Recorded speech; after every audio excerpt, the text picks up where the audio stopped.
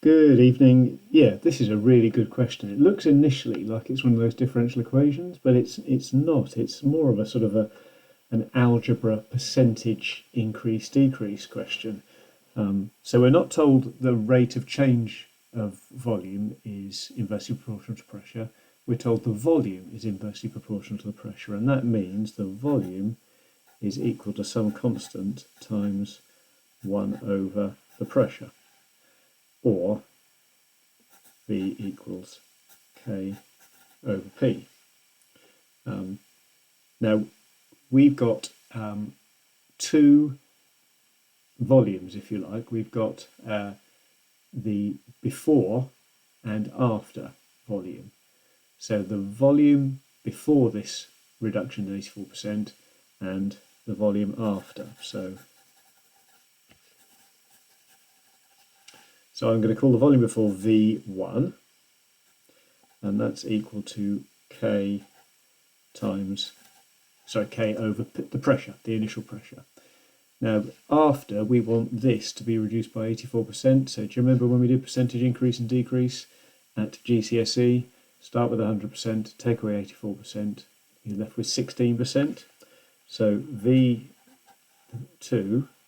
is equal to K over 16% of the original pressure. K is a constant, so that's not going to change.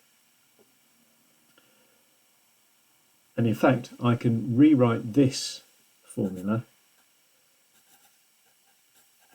to give me an expression for K, which I can then substitute in here.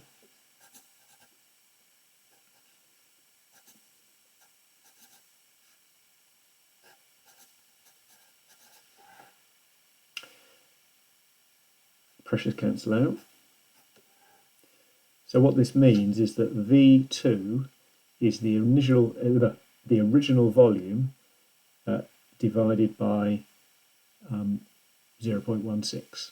It's the original volume divided by 0.16. But we have to think about radius. So the volume of a cylinder is pi times the radius squared times the height. The height isn't changing in this question. The only thing that's changing is the radius. And we're told initially the radius is 2. So we can say that V1, so I'm going to rewrite this over here. V1 is pi times 2 squared times h. So that's 4 pi h.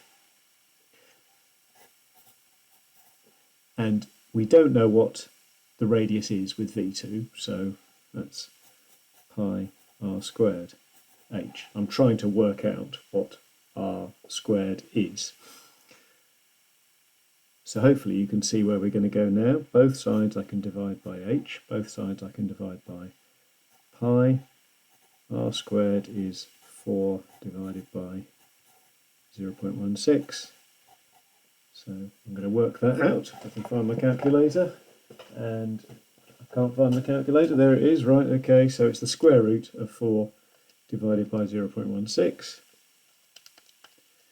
And so that gives me, and you don't have to worry about plus or minus because it's a so that's 5 meters.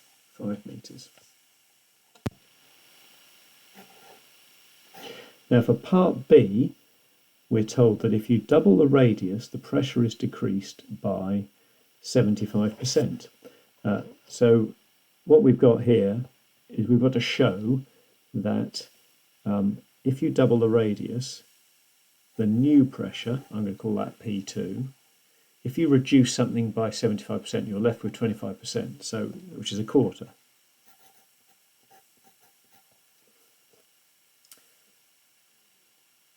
So, given that the volume is pi times r squared times h, and also given that volume is some constant over pressure, see if you can let's say this is the volume of the original cylinder, and then do the same for a cylinder with double the radius, so just replace r with 2r. and see if you can get anywhere with that. We'll go through that on in Thursday's lesson because this is a really good question. So hopefully I've helped you with part A and maybe got you thinking about part B. Okay, well done for asking the question anyway.